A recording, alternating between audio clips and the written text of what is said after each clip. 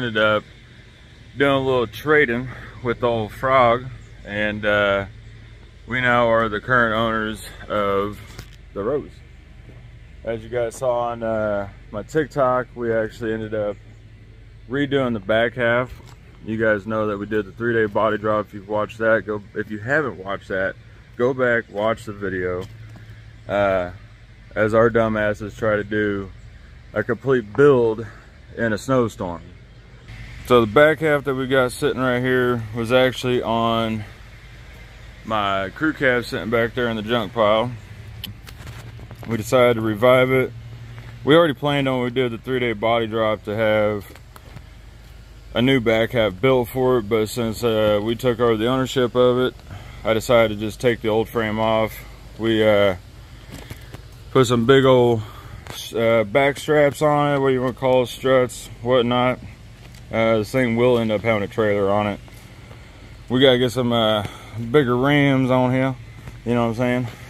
We have the 22s on here right now, and the frame is actually set up for 24s. The frame should be sitting on 24-inch wheels. Right now it's kind of screwing me because my shocks are maxing out and my bags ain't fully depressed. But do a little walk around with the truck here. So this is what we saw when we did the 3-day body drop. It's got a 3/4 frame, small block Chevy. It needs a lot of body work on it. I'm gonna try to do some PDR stuff with it, try to work it out. I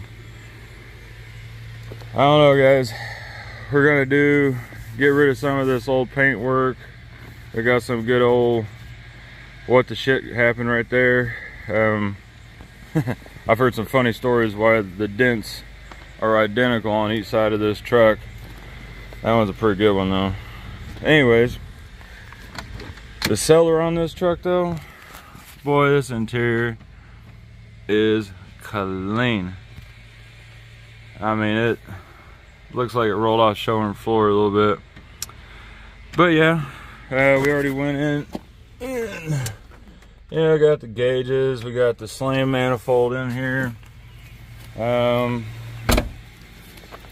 mean, it's a good start. We just got to get going on getting it cleaned up, and really need to get rid of these little puny tires. All right, here we go, guys. So we have the truck. We got the back half done.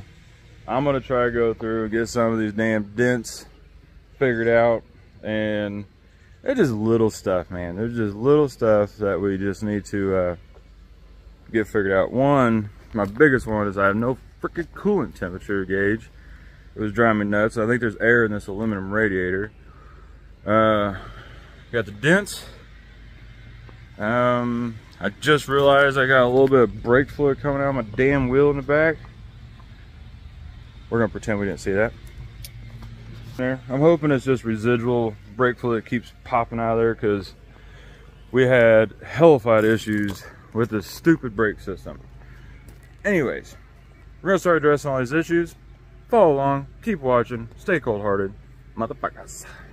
One of the other issues we had was when we ran all the fucking wiring, moving the battery to the back, we had a distribution block that didn't like us very well, and I spent like 3 days trying to find a problem that was super simple. Spent a lot of money, a lot of time tearing this damn thing back apart. It looked like we were getting a ground drop in voltage. Ended up being a stupid wire fell out of the distribution block. So the truck's been sitting for 2 days now. Let's see if that battery charged up. You ready?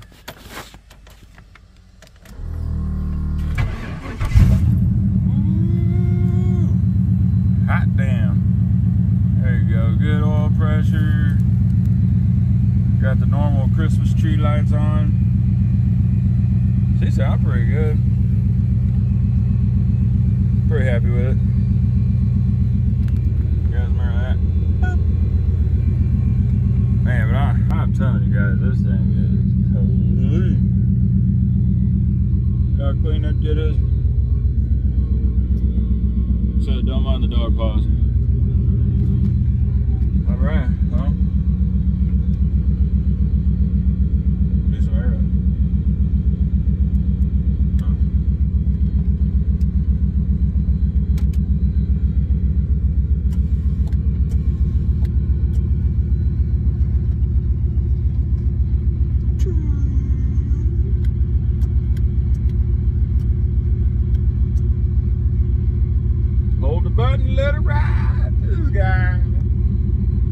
way we could ride and fly.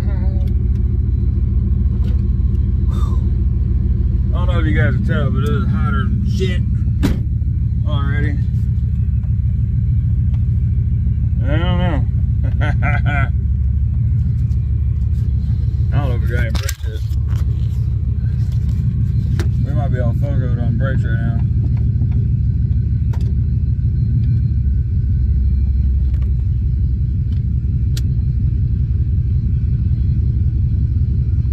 I don't know. Oh God. Oh shit. There it goes. Okay, I want to go really fast. I don't know, we're gonna car brakes. The pedal feels squishy as shit. I don't know, leave down in the comments and stuff. I suck at doing brakes, and I've got some of the fanciest fucking tools you could ever imagine for doing brakes.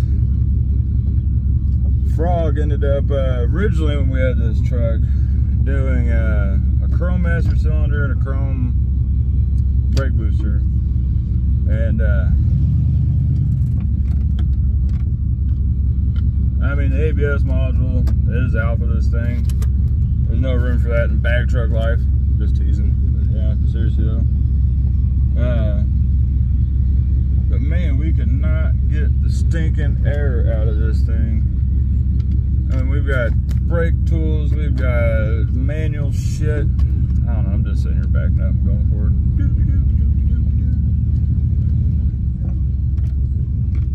I don't know if it stops right. I don't know. I want to get out here and see what the, so right now I'm trying to figure out,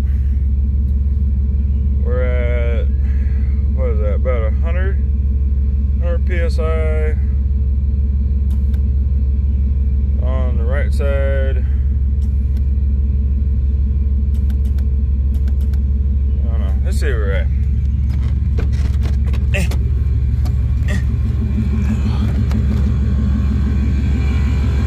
I know the air compressors are really loud.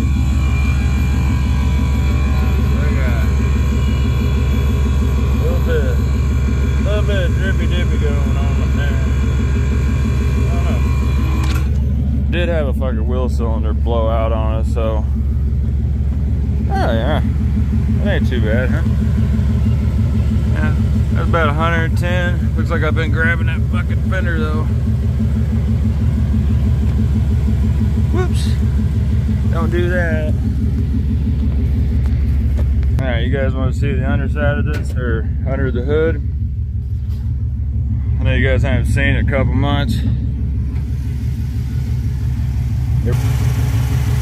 We had our daughter go through and suck all the damn leaves out and whatnot. But see, I can't tell if that thing right there is giving me all my headaches.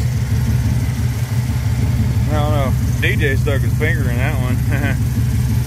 Don't do that. And I gotta reroute that because my dumbass in the beginning put the overflow tube in the wrong spot. Hey, it's still overflowed. Alright guys, see what happens. Alright, so one of the things I was having was that first drive me and Lila took up to the car wash. Blow this thing off was, I think my pinion angle is a little off. I'm gonna try to get in here, figure it out. I will tell you guys, if you ever get a chance to use one of these things are awesome. It's kind of hard to do this with one hand, but what's awesome is you put one of these on your pinion angle, right? And you can move this guy back and forth as far as where you want it on your level, right? So like, say this is your pinion angle, cool, we found a level. That's saying we need a 1/2 degree of a shim to make it equal out, to be parallel with the other U-joint. There's a couple guys out there that explain it a hell of a lot better than I do. I'll look them up and put them in the video. I can't remember the names of them, but there's some really good ones out there that even taught me some stuff. Surprise, right? All right, so right now we're gonna get underneath here. We're gonna try to figure out how much I need to change this at right now. Oh.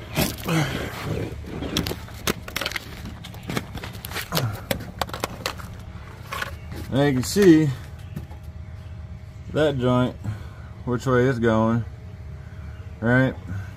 So my best bet is to probably get it right on that carrier bearing to see what angle that thing's at, and then that will determine where I need that guy at.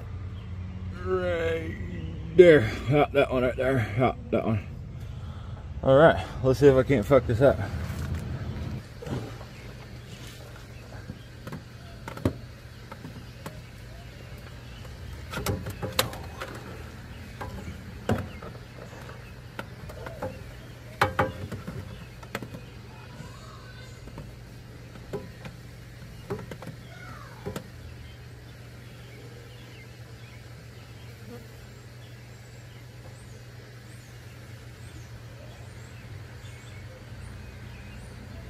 And, you know, this probably ain't the best way to do it.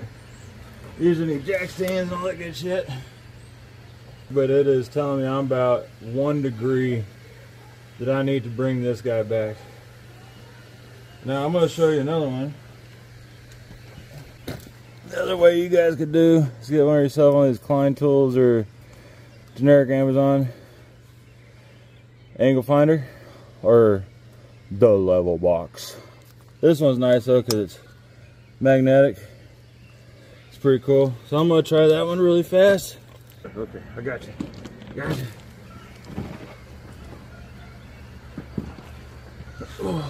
So with this guy, I'm gonna do the same thing.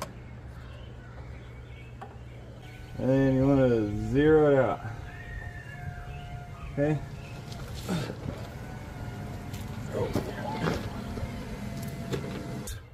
What I'm trying to do is get a base reading 0, or knock down to 0 on the degrees, so that way when I go to my pumpkin / pinion angle, I can reference it to that one to be close to zeroed out as I can, and that should give me where I need to be at right height. So right now, I don't know if you guys see it. I'm just saying we're about 8. Okay, so what I was saying was, as I zeroed out the carrier bearing, that gives me the base of where that's zeroed out. So when I put it on my pumpkin, aka pinion angle, I will have a base to go off of to bring it back to 0. So what that'll do is it'll put these U-joints parallel with the right angle of that drive shaft on the universal joint. Hopefully that works. So let's take my upper wishbone link here. I already got it loosened. I'll bring this in, which will rotate the pumpkin, which will rotate that booger. Don't touch these. Those. Your lower link bars are control your back and forward motion of your wheels. Don't mess with those. Bad, good for pinion. Bad, I mean sometimes good for pinion, but usually those control your track. Those control that controls your pinion. So yeah, here we go.